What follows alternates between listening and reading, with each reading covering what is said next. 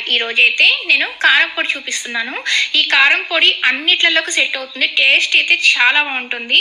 అంటే నార్మల్గా అందరూ చేసే విధంగా కానీ 1 or 2 ఐటమ్స్ అయితే కొన్ని యాడ్ చేయాల్సి వస్తుంది. ఒక 2 ఐటమ్స్. దానివల్ల మనకి ఈ టేస్ట్ అయితే పర్ఫెక్ట్గా వస్తుంది. రైస్లోకైనా, టిఫిన్స్లోకైనా, ఉప్మాలోకైనా, దేంట్లోకైనా మీరు ఒక్కసారి టేస్ట్ చేశారంటే వదిలిపెట్టరు.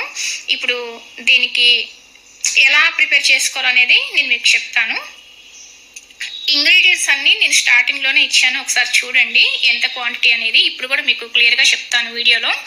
ముందుగా ఒక స్టీల్ గిన్నె, మందపాటి గిన్నె తీసుకున్నా నేను, మాడకుండా ఉండడానికి.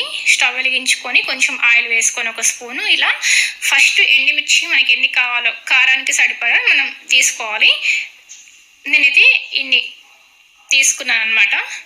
ఇవి ఘాటుకాయలే, అంటే కారం తినే వాళ్ళైతే మనకి ఇలా తీసుకోవచ్చు. కొంచెం కారం తక్కువ తినే వాళ్ళైతే నార్మల్ ఎండుమిర్చి అయినా తీసుకొని కొన్ని తీసుకున్నా సరిపోతుంది. నేను ఒక 2 గుప్పెళ్ళు మందం తీసుకున్నాను. ఇవి మీడియం ఫ్లేమ్లో మనం వేయించుకోవాలన్నమాట. హై ఫ్లేమ్లో పెట్టకూడదు.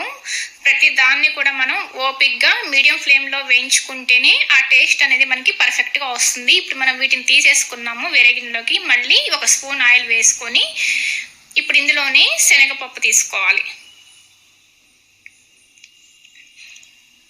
ఒక 3 or 4 స్పూన్స్ తీసుకోవచ్చండి. కరెక్ట్ క్వాంటిటీ అనేది ఉండదు దీనికి. ఒక 3 or 4 స్పూన్స్ తీసుకోండి. దీన్ని కూడా మీడియం ఫ్లేమ్లో మనం ఫ్రై చేసుకోవాలి లైట్గా. మంచి స్మెల్ వస్తుంది చూసారా మనకి, అప్పుడు అది అయిపోయినట్టు అనమాట. మంచి స్మెల్ వచ్చేంత వరకు మనం వీటిని వేయించుకోవాలి. ఇప్పుడు వీటిని కూడా మనం ఒక ప్లేట్లోకి తీసుకొని మళ్ళీ అదే ప్యాన్లో కొంచెం ఒక స్పూన్ ఆయిల్ వేసుకొని మినపగుండ్లు వేసుకోవాలి. దీన్ని కూడా లో ఫ్లేమ్లో మనం వేయించుకోవాలి మంచి స్మెల్ వచ్చేంత వరకు.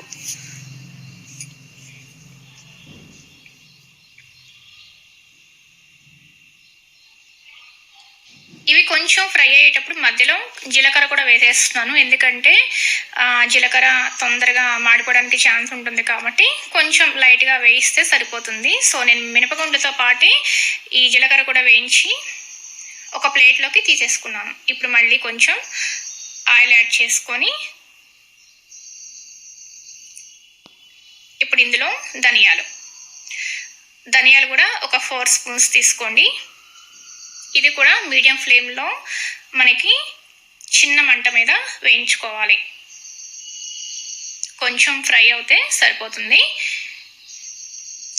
మరి మాడేలాగా అయితే వేయించకండి, మళ్ళీ టేస్ట్ మారిపోతుంది. సో మనం ఇది కూడా ఒక ప్లేట్లో తీసేసుకున్నాము. మళ్ళీ ఇప్పుడు అదే ప్యాన్లో కొంచెం ఆయిల్ తీసుకొని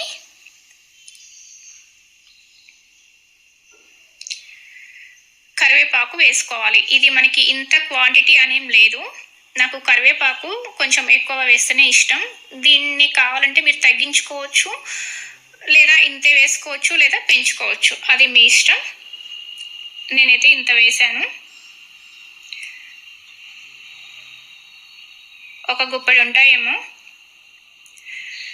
ఇవి కూడా ఒక ప్లేట్లోకి తీసేసుకొని మళ్ళీ అదే ప్యాన్లో కొంచెం ఆయిల్ తీసుకొని దీంట్లో తెల్ల నువ్వులు నేను చిన్న ప్యాకెట్ తెచ్చాను.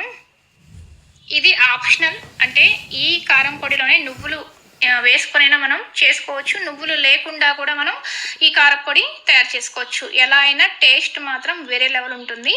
దీన్ని కూడా లో ఫ్లేమ్లో పెట్టి మనం లైట్గా ఫ్రై చేసుకోవాలి. ఇప్పుడు ఇవి వేయించుకొని వీటిని కూడా మనం ప్లేట్లోకి తీసేసుకుందాం.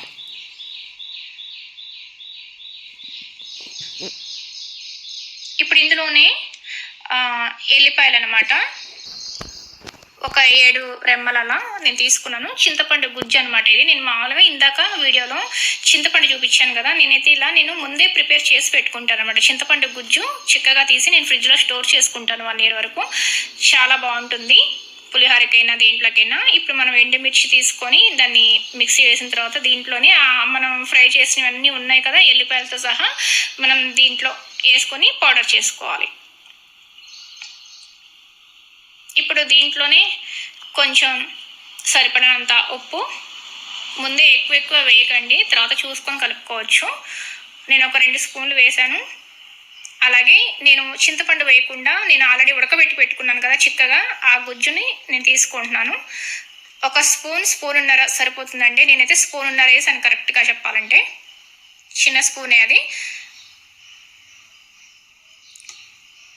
దాన్ని మనం మిక్సీ వేసేసుకొని ఇప్పుడు నేనైతే చిన్న బేషన్లోకి నేను ఈ కారపొడిని తీసుకుంటున్నాను.